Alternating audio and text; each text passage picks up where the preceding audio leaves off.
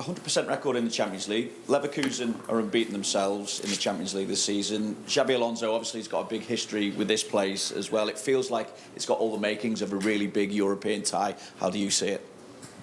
Like you see it. It is a big European tie, which is almost always the situation if you play Champions League, even in a new format.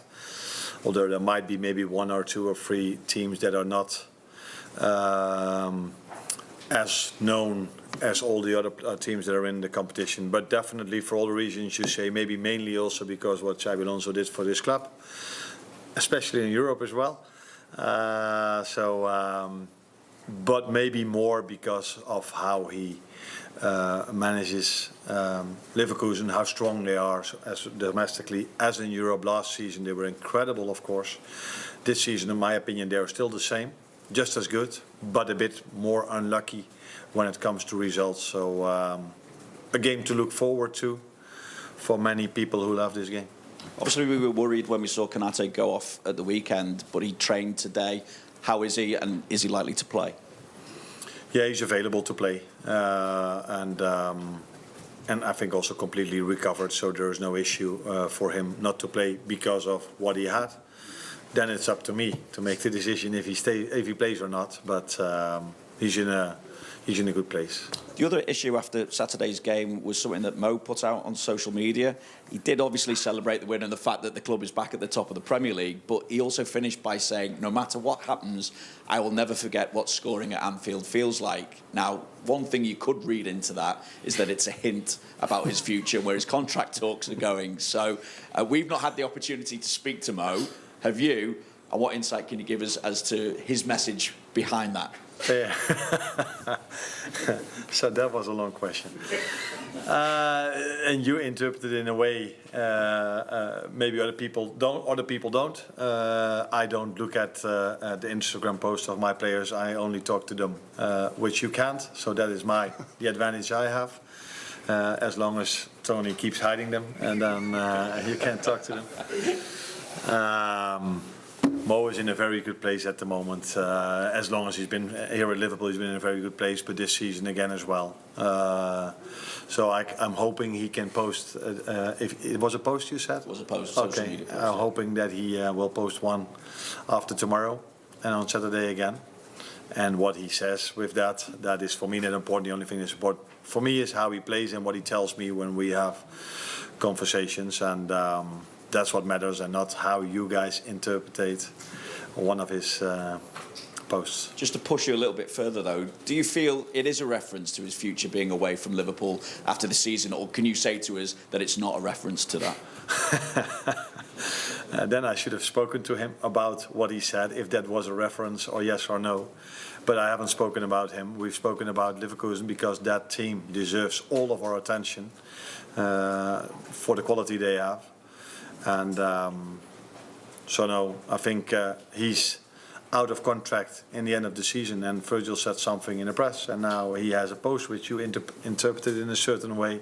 This will probably continue for as long as their future is not clear yet. But in the meantime, let's hope that they bring in performances like Mo had and Virgil had as well during the weekend. Anyone next? Oh. He gets some help. We know Leverkusen are an outstanding team in possession, and this has led to some teams this season, like Leipzig, playing more man for man out of possession against them, a lot like Atalanta did in last season's Europa League final, very successfully. How important will your out of possession play be tomorrow? Very important, because football is played in two moments. It's either you have the ball or you don't, and if you play against strong teams, which Leverkusen is one of them, Liverpool as well also though, you need to be good in both sides. Unfortunately, we were poor in the first half on both ends. We were poor with the ball, we were not as good with the ball, and we were quite poor without the ball against Brighton, which is a team that can play out from the back really good as well. So that shows us that we need a performance like the second half, because Leverkusen, in my opinion, before we play them, is at least equal to Brighton when they have the ball. So we need a much better performance than the first half, and we need an equal performance like the second half. Hi, Arne. My question kind of follows on from that, actually. You mentioned post-match that you wanted Liverpool to start with the same intensity in the first half that they did in the second and get the crowd energised. But we've noticed in recent games that some teams have maybe taken advantage of the more aggressive press, like leaving players out wide in between the wide forwards and the full-backs to utilise the space. How important is it to strike a balance between maybe what the crowd want and then maybe what the opposition don't want, particularly in a team like Leverkusen who have such great wing-backs like Ronaldo and Frimpong? Yeah, but they have more than only great wing-backs. They have 11 very good players on the pitch. I think what the crowd wants is what I want and what our players want. We want to have control of the game. We want to be very aggressive without the ball. Maybe if we are not as aggressive, or that then we are sometimes a bit too high, we still want to try. But if you're just too late or a fraction too late, or you open a certain lane, then they can play through you.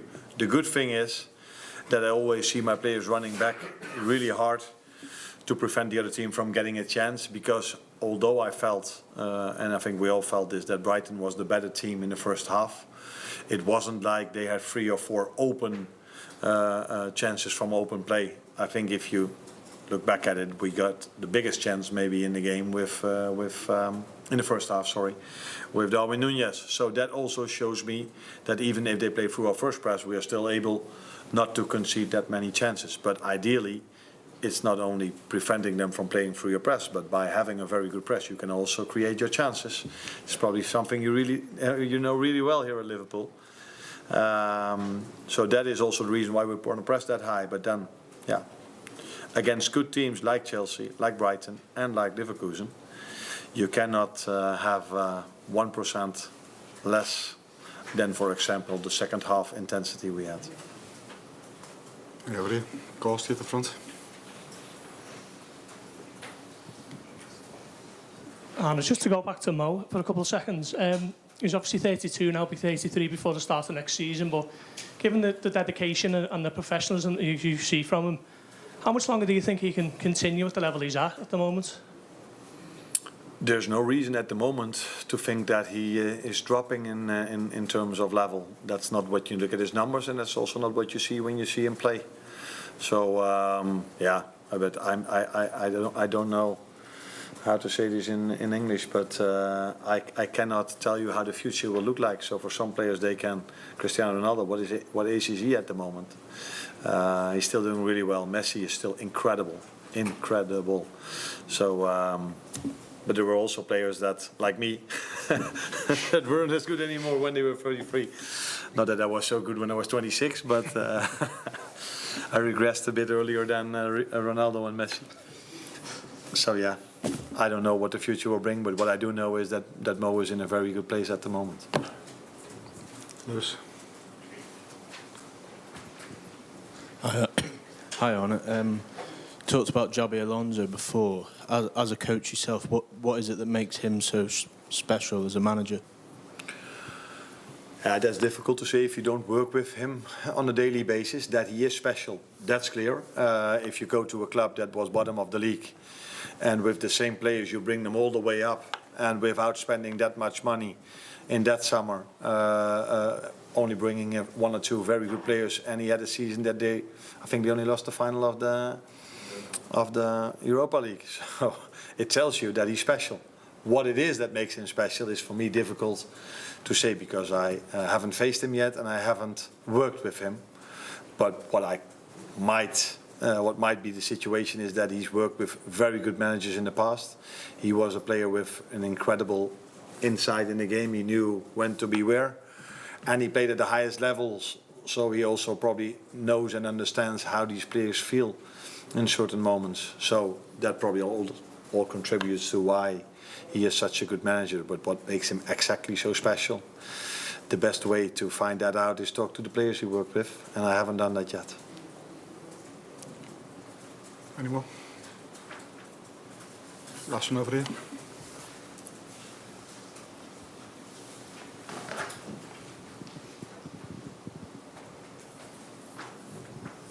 Arne, I asked Queen before about the new Champions League format, where it was the group stage. Now it's the the random draw. How are you finding as a manager compared to the group stage? Is it more work, more, you know, you're playing different teams each game now rather than the set group?